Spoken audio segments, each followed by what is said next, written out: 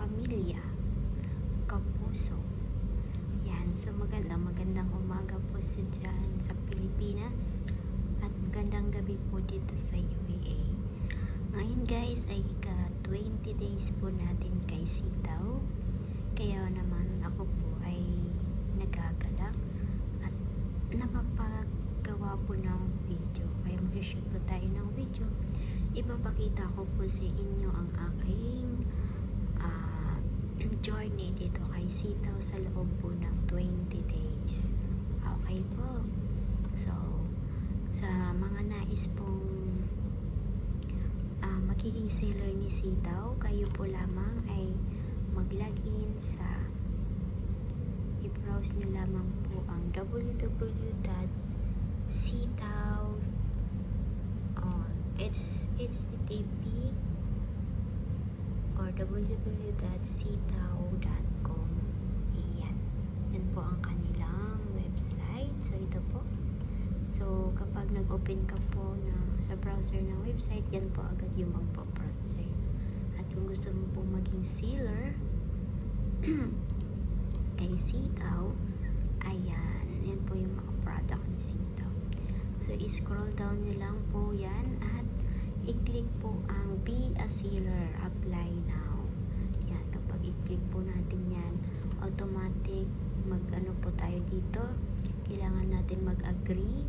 And then, pag in-agree po natin yan, magpa-prompt po yung registration form ni sitaw. At gagawa po kayo ng inyong shop. Automatic magagawa po kayo ng inyong shop. I-register po ninyo. So, fill upan nyo lamang po shop name, and like that, then referral code. Okay, ang aking referral code po ay kung sakaling gusto nyo po na gamitin ang aking referral code, ang aking referral code po ay 490570 VOX. Ayan po, ulitin ko po ang aking referral code po kung sa mga nagnanais na maging seller ni sitaw, 494057 VOX po. Ayan. And then, ayan po. After po na makagawa po kayo, maglagay nyo po yung passport, ID, and then picture ng passport nyo po, and then mobile number. Ganyan lang po kadali mag-register kay sitaw. And then, once na kayo po ay naka-register na po dito, i-set up nyo po ang inyong store. Ayan. So, pupunta po muna kayo sa una muna ay manage profile. Ayan. I-manage profile nyo po muna. Ayan. Gagawa po kayo ng ganyan. Lagay nyo po yung bank account. Ito po ay para po sa method of payment po ninyo kapag mag-withdraw po kayo. Okay po. And then, punta po kayo sa shop setting. Ayan. So, i-register po ninyo ang gusto po ninyong pangalan ng inyong store. Maglagay po kayo ng logo. Ayan. Ayan. Address po. Ayan. And then, kung gusto nyo po maglagay ng mga link, Facebook, YouTube, Twitter, like that. So, pwede nyo po ilagay dito. Ayan. Pero kay sitaw po, hindi na natin kailangan mag-promote ng ating store. Bakit? Kasi kay sitaw, sila na po ang bahala sa promotion, sa pagpo-promote ng mga product po. So, si sitaw na po ang bahala dun. So, ang tanging gagawin mo lamang po kapag ikaw po ay seller na ni sitaw, ay i-manage lamang po ang inyong store. Ayan po. So, pagkatapos po na na-set up nyo na po ito, pwede na po kayo, antayin po lamang muna na ang inyong store ay ma-verified. Ayan. Kapag na-verified na po ang inyong store, saka na po kayo maglagay ng product. Okay po. So, paano po maglagay ng product sa inyong store? So, pupunta lamang po kayo sa product. Ayan. And then, dito po, i-select nyo po yung warehouse. Ayan. So, warehouse. Ayan. And then, yan mamili po kayo ng mga items. May mga category po dito. So, mamili kayo anong gusto nyo pong category. Sports shoes and bags. Halimbawa, yun po yun. And then, filter nyo po. Ayan. Pag na-filter nyo na po, yan na po yung lalabas. So, kasi daw po, kapag ang item na mapili po ninyo ay nagkakahalagang 12,000. Wow, ang mahal, di ba?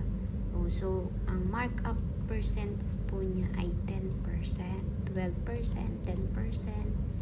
Yan. So, kung ang matataas na halaga ng item po ang gusto po ninyong ilagay. Pero kapag baguhan ka lamang po, piliin nyo po muna yung maliliit.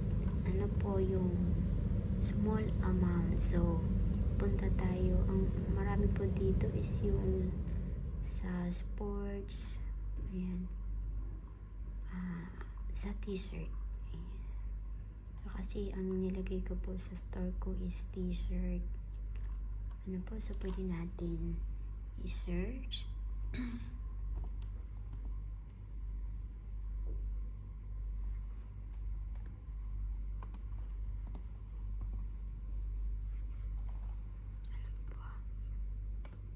Sports t-shirt tayo.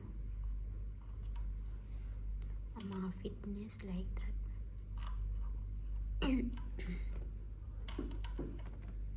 Dito dapat.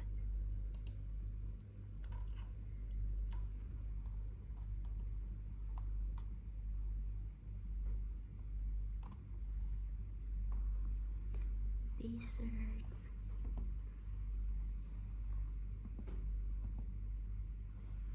Wala ayaw niya. Pag nasa sports kasi guys, ayan, ski, sports leggings, yan. Dito po sa sports leggings, yan, meron po yan.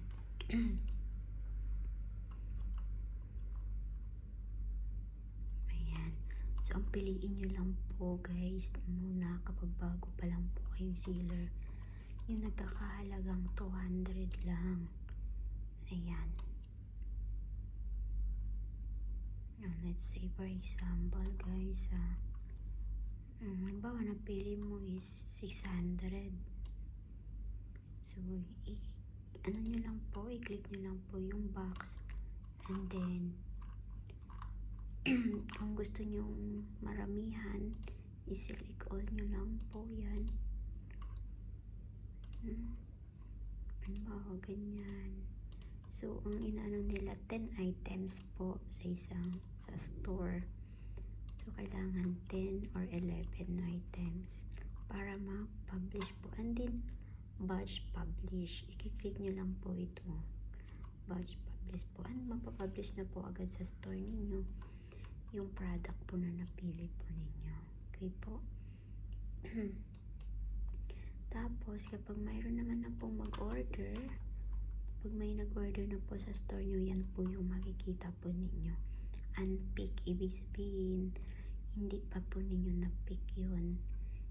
Kailangan po ninyong i-pick yan. Ibig sabihin, process. So, kapag nag-pick tayo, pwede nyo pa makita yan. So, kung mag-process ka po, mag-pick up ka ng order, so, ito lang po yung babayaran mo. 445. Pero, ang babayaran po ni client ay 476.15. So, kasama na po dito ang iyong tubo. Mapupunta po sa'yo yung ilang percent ba to? Ayan, 7% markup po yung matatanggap natin dito. So, yun po. So, kung mag-process ka, ang pinaka-capital mo lang po ay 445. And then, kapag i-pick up po natin yan, ang mangyayari po, hindi ko muna i-pick up guys kasi naka-pick up na ako kanina eh. Okay, ganito po ang mangyayari once pick up na siya. Ayan. Okay, ayan nung nag-pick up ako kanina. Pinili ko muna yung mababa kasi para ganyan na siya. So, pag na-pick up na, yan.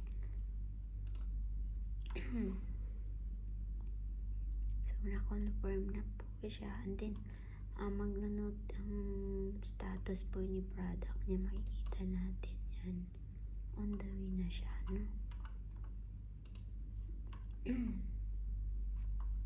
Okay, ganyan lang po guys ang gagawin mo. Sa store mo, mag-pick up ka lang ng order. And then, kapag na-pick up mo na siya, diba, sabi ko nga, once na na-pick up mo na si order, si Sitaw na po yung bahala mag-deliver kay client. Hindi mo na po problemahin yun. Okay? So, antayin mo na lang po na dumating po yung product sa iyong wallet. So, kagaya po nito guys ha. So, lahat yan na-pick up na. No? Na-pick up ko na siya noong October 10. So, paid na. Ang ibig sabihin ng paid, tingnan natin na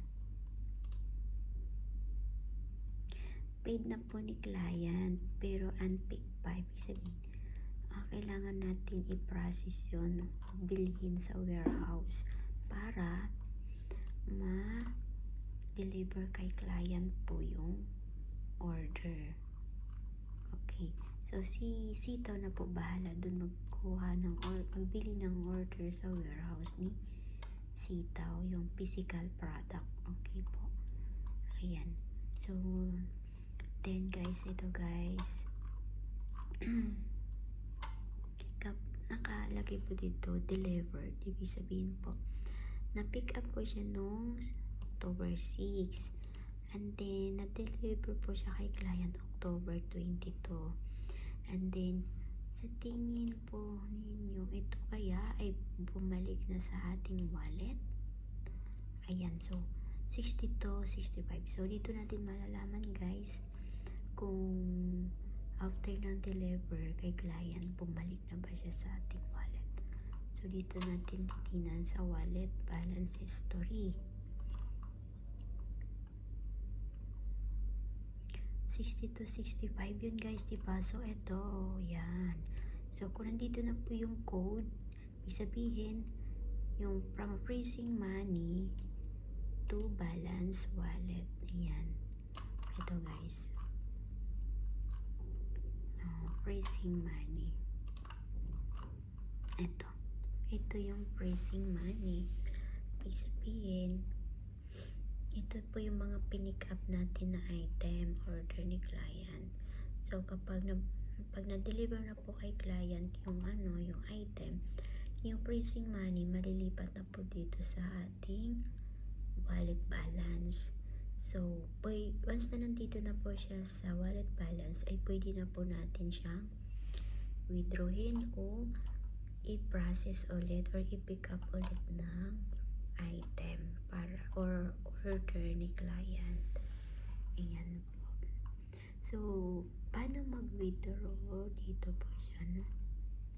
Mag-request lang po ng withdrawals po kay Sitaw. Ayan. So, sabi dito po, service fee is 1%, minimum of 25 per transaction with a maximum of 300 pesos. So, kapag mag-withdraw kayo guys, dapat malakihan na para sayang yung service fee, di ba? Okay.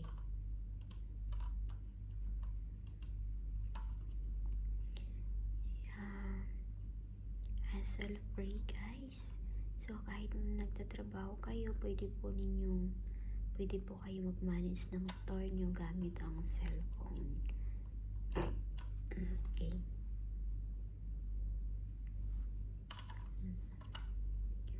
Okay, so yun lang po muna guys sa ngayon.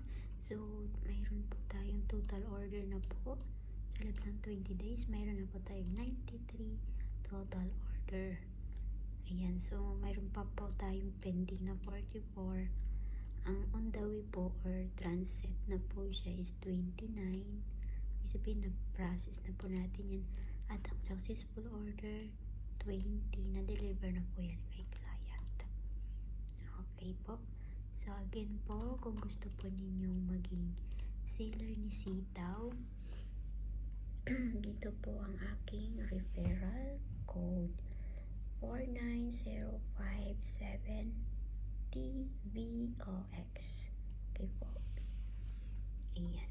At pwede nyo po akong i-message para huwag po kayo mahiya magtanong.